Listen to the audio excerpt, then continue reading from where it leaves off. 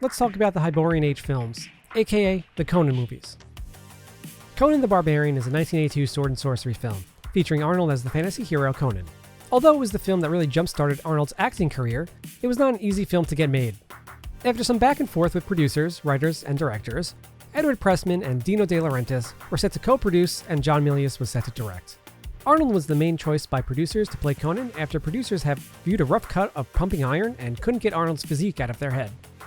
The script had many rewrites since 1976, and director John Milius inevitably had final say on the script, rewriting what he was presented with. The final product turned out to use a mixture of the original script, Robert E. Howard's Conan stories, as well as Milius's original ideas and philosophies. Conan the Barbarian had a $20 million budget, around $60 million with inflation, and was shot in Spain in January of 1981. Arnold recollects, "The bloodshed in Conan seems tame by today's standards. At the time, however, the film introduced a whole new dimension of violence on screen. Up until then, sword fights had always been a little too tidy. Characters would crumple to the ground, and maybe you'd see a little blood, but Milius was strapping 5-quart blood packs on actors' chests. 5 quarts is about as much blood as you have in your entire body. When a battle axe struck one of those packs, blood flew everywhere. And anytime blood was being spilled, he was insistent about making sure it was against a light background, so that you could really see the carnage." Arnold said, "Sold the entertainment aspect, the joy of Conan as a fun ride and epic adventure, like a Star Wars set on Earth." The opening of Conan the Barbarian includes an origin story. Conan as a child learns about the Riddle of Steel from his father, who is forging a sword which will one day be Conan's. Shortly after the opening, Stygian riders attack the village and promptly kill all the adults, including Conan's father. Conan's mother attempts to protect young Conan, but ultimately has her head lopped off by her husband's own blade, by our main villain, Dulce Doom, portrayed by James Earl Jones. Conan and the remaining children are gathered and sold into slavery. After years of pushing a wheel of pain, which is a giant grain wheel, Conan grows into a colossal man and is thrown into a gladiator pit, where he becomes a furious warrior. Eventually, his strength and wins in the pit takes Conan east to be trained in the secrets of warfare, language, writing, philosophy, and women. Eventually freed by his owner, for reasons unknown, Conan is now off on a quest to find the man that murdered his family and village. Along his travels, Conan meets some allies, who make up a pretty standard D&D RPG party. Subutai, a thief and archer. Valeria, another thief and warrior. The wizard, and the narrator of the film. And he only narrates the film because Arnold's accent was deemed too hard to understand. Milius originally wanted Arnold, Conan, to narrate the film, but it was just too difficult to understand what Arnold was saying. New allies and love thwart Conan's original plan for revenge. The group starts out as simple thieves looking to make some coin and wind up on a quest to save a king's daughter. A few run-ins with Dulce Doom and his captains, along with some deaths and fun battles, make up the rest of this very satisfying, low-fantasy adventure. If only looking at the film as sword and sorcery fantasy fun, Conan the Barbarian holds up quite well for a film from 1982. It's a fun ride with great swordplay action and some legit comic relief. If that's as much as you're looking for, then you will not be disappointed. While you may not catch it on the first watch, there's actually quite a bit of depth to Conan the Barbarian. There are hints of philosophy throughout. Before a single scene of the actual movie, the viewer is shown the German philosopher Friedrich Nietzsche's slightly misquoted line, "That which does not kill us makes us stronger." Many times throughout his hero's journey, Conan must endure pain and suffering. The loss of both his parents, his life as a slave and gladiator fighter, Conan must physically become the strongest, so that he may live. His drive is revenge for the death of his loved ones. But Conan evolves from more than just a revengeful barbarian. Answering the Riddle of Steel, a subject that is mentioned multiple times over the course of the film, is Conan's true goal in life. Conan's father teaches his son about the riddle as he's forging the sword. For no one in this world can you trust. Not men, not women, not beasts. This you can trust. As he shows Conan the sword. Ironically, Conan's mother loses her head to that very sword. Steel cannot be the answer to the riddle. Dulce Doom's interpretation of the Riddle of Steel: steel isn't strong, boy. Flesh is stronger. Meaning that if you can control those who wield the steel, you will wield the real power. Dulce Doom simply calls a child to come to him. The person jumps off a cliff without hesitation. That is strength, boy. That is power. The strength and power of flesh. What is steel compared to the hand that wields it? Look at the strength of your body. The desire in your heart. I gave you this. But Conan sees this as not the answer either, as his lover, Valeria, dies. Flesh is weak. The Riddle of Steel must be answered correctly at death to enter the gates of Valhalla. At the end of the film, Valeria comes back from death, clad in shining armor, and saves Conan from an attack that would have surely killed him. Valeria must have known the answer to the riddle. Earlier in the film, with Conan returning from the verge of death, Valeria makes a promise to Conan that even if she were dead, she would come back to fight alongside Conan to help him fight for his life. Is the Riddle of Steel love? Willpower? Ultimately, Conan is able to defeat Thulsa Doom, so he must have figured out the answer to the Riddle of Steel. We, the viewer, are never outright given the answer, so it is something fun to ponder. I quite enjoyed Conan the Barbarian. I consider it a must-watch film for Arnold Schwarzenegger fans. But while it's the best Conan movie, it's not the best Conan movie. Let's explain. Giving Conan an origin story is already a difference. Howard's stories went right into the action. Conan is a barbarian, a thief, sometimes a king, or even a pirate under the alias Amra. The reader isn't given backstory for each, or any of these. We are just told that Conan is X and the adventure commences. Giving Conan a backstory based on revenge for his parents simplifies Conan a bit, removing some of the mystery surrounding him. It doesn't help that Conan is supposed to be a cunning, battle-scarred savage. Milius's and Schwarzenegger's Conan is stoic and chiseled from stone, meaning Conan the Barbarian in this film very much looks like a meathead bodybuilder attempting to act. Now, I'm not necessarily saying Arnold is bad in this film, or that his acting is bad per se. We don't really get to see much acting from Arnold actually, because this version of Conan barely speaks. But Howard's Conan uses his brains as well as his brawn. Comparing Conan the Barbarian to the source material easily shows that the 1982 film is not a great representation of Howard's creation.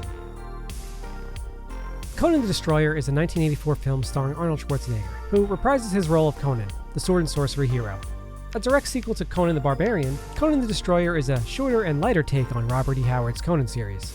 Universal Studios had 1982's E.T. in their head, as it was a giant success, pulling in nearly $800 million at the box office, on a $10.5 million budget. Seeing this huge success, executives decided that Conan should follow and become family entertainment, thinking they could increase revenue by 50% simply by making the film PG. Director of the first installment, John Milius, was not available to write or direct, so Universal Studios, wanting to strike while the iron was hot, both for Conan and to ride on the coattails of E.T.'s family-friendly success, went with new director Richard Fleischer, who was told to make the tone more comic book-like. Quick note, there were two Conan comics running at the time, one a PG version, and a second for adults that included violence, nudity, and stronger themes. Arnold opposed the changes, saying, "The studio took a much more active role, leading to what I thought were big mistakes." But he didn't really have any say. Arnold's contract with producer Dino De Laurentiis basically stated that De Laurentiis owned Arnold for 10 years, calling for him to make one Conan movie every 2 years, with up to 5 movies, and not allowing Arnold to take any other movie roles.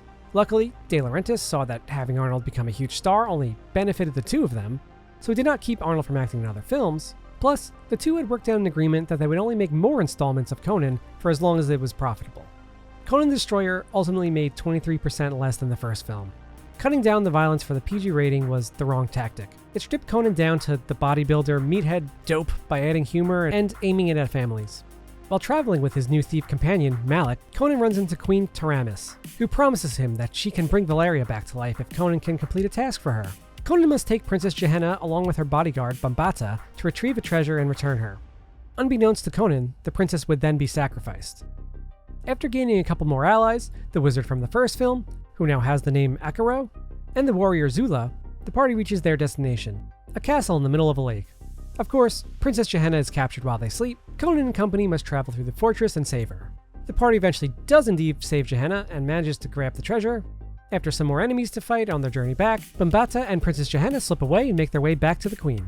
Conan arrives just in time to save Gehenna from being sacrificed, and to finish up by battling another rubber monster. After saving the day and being offered to marry the princess, Conan leaves to have his own kingdom and his own queen. We have a PG rating, and it's very humorous, the film, and it's much lighter than the first one. I see. While the tale is more in line with the sword and sorcery tales of Robert E. Howard, unfortunately, the rating and tonal shifts of the sequel just don't come together.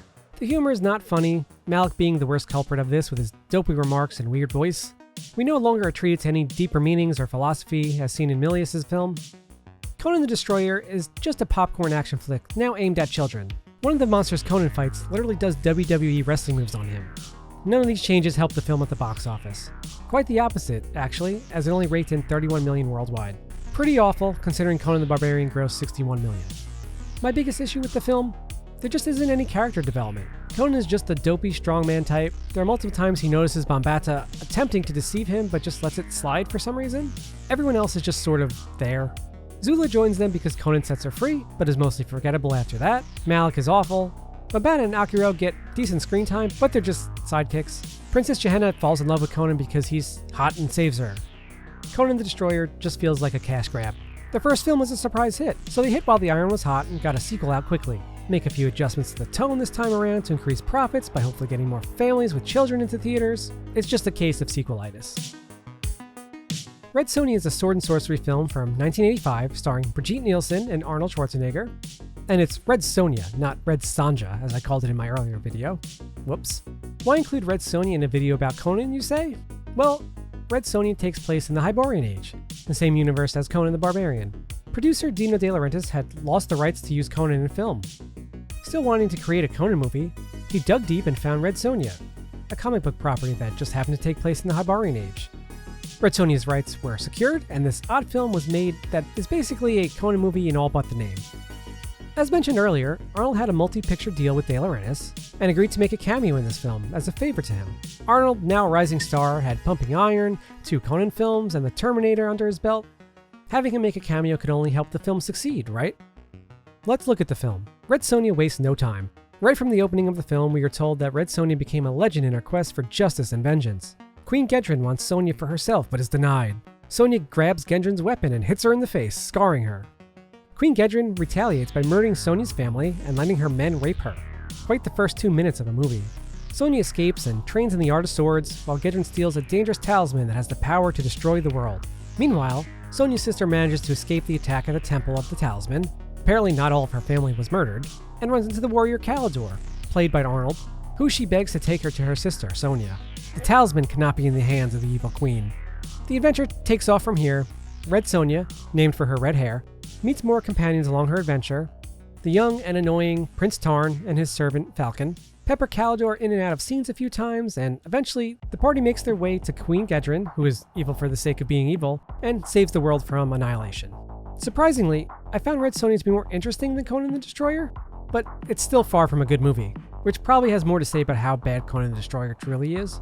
The fights and set pieces are fun enough to watch, and there are no overtly terrible rubber costumes this time around, but the first issue is shown right from the beginning. Brigitte Nielsen cannot act, and she shouldn't be able to, honestly. Nielsen was a supermodel who is acting in her first film, so it makes sense that her lines are delivered very flat. She was essentially cast because she's 6'1" and looks the part. This would maybe be fine if Red Sonja was a sidekick, but she's the main character of the movie. Throw in a story that just isn't very compelling, and Nielsen's ability to act stands out that much more. The other glaring issue is Kalidor. I don't mind the character so much. I actually find that Kalidor has more charm and personality than Conan, especially when compared to the Conan the Destroyer version, which, funny enough, sort of makes Kalidor a better version of Howard's Conan from the literature. Alas, Kalidor's role in the film is just odd. He disappears from the group for segments of their journey, only to say the day before leaving again. During the final battle, he's nowhere to be seen. This was all because Kalidor was supposed to be a cameo by Schwarzenegger. My so-called cameo turned out to involve 4 weeks on the set. They shot all of Lord Kalidor's scenes with 3 cameras, and then used the extra footage in the editing room to stretch Kalidor's time on screen. So instead of making a minor appearance, I ended up as one of the film's dominant characters. The Red Sonja poster gave twice as much space to my image as Brigitte's. I felt tricked. De Laurentiis used Arnold's image to sell his uninspiring film. When Arnold found out about this, he was essentially stuck due to his contract, but he refused to do any promotion for the film, distancing himself from it. Terrible movies can sometimes be hits at the box office, but Red Sonja was too awful even to be campy, and it bombed, making only $6.9 million from a $17.9 million budget. So is this really an Arnold Schwarzenegger film? I mean, he's the largest person on the movie poster, but he's clearly a sidekick. Review scores. I review on a 5-star scale: terrible, bad, good with flaws, great, and must watch. Conan the Barbarian, 4 out of 5. Is this the best fantasy adventure I've ever seen? No, but I enjoyed my multiple watches of it. While not a good representation of the source material, it's a fun time and a little digging brings out some more interesting philosophy to think about. Definitely a great Arnold flick. Conan the Destroyer, 2 out of 5. Conan the Destroyer is disappointing, especially when watched back-to-back with Conan the Barbarian. It's a forgettable movie that might be fine if all you're looking for is some corny fantasy sword fighting, magic, and wrestling moves. Not a must-watch. For Arnold fans, maybe see it once if a family-friendly fantasy adventure is up your alley. Red Sonja, 2 out of 5. Red Sonja definitely has its issues, but I actually chuckled at a few jokes and even enjoyed some of the battles. I particularly enjoyed a fight with a mechanical sea dragon. I'd be fine with keeping it on the TV in the background, but wouldn't go out of my way to watch it again. Not necessary to watch, even for the Arnold fan. Kull the Conqueror. 1997's Kull The Conqueror does not star Arnold Schwarzenegger, but Kevin Sorbo. It's a film I had honestly never even heard of until researching for this video. The film was actually originally intended to be a third film in the Conan universe, Conan the Conqueror, as it is a film adaptation of Conan's only Conan novel, The Hour of the Dragon, and the short story, The Phoenix on the Sword, which itself is a rewritten version of an earlier work of Howard's starring Kull. By this axe I rule. Arnold had refused to reprise his role as Conan, so Kevin Sorbo was given the role which had been changed to Kull. Kull, defeats a mad king who gives him the crown. Kull as king does good deeds, gets rid of slavery, allows for any religion to be worshipped, but the upper class does not like how this new king is changing their world. A plot is schemed to dethrone Kull by returning the evil Red Queen from the dead.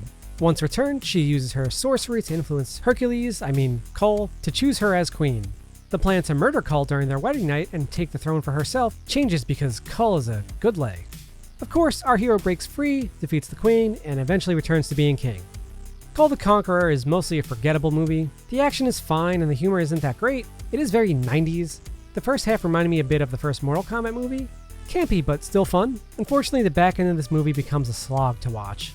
With a runtime of only 90 minutes, it feels like it goes on forever. It does have a pretty sick metal and orchestral soundtrack though, that sort of doesn't fit it and is also awesome at the same time. Quick score, Kull gets a 2 out of 5. 2011's Conan starring Jason Momoa is painful to watch. The opening half hour features a young Conan, showing a more Howard-esque Conan. An origin story about a young Conan being quite the savage was the best part of the film. Unfortunately, when the film moves to adult Conan, portrayed by Jason Momoa, who is actually a better representation of Conan compared to Arnold, by the way, the film falls apart. I don't have much else to say about this film. It's filled with forgettable action, and that's about it. It just didn't gel with me. Forgettable, not worth your time. 1 out of 5.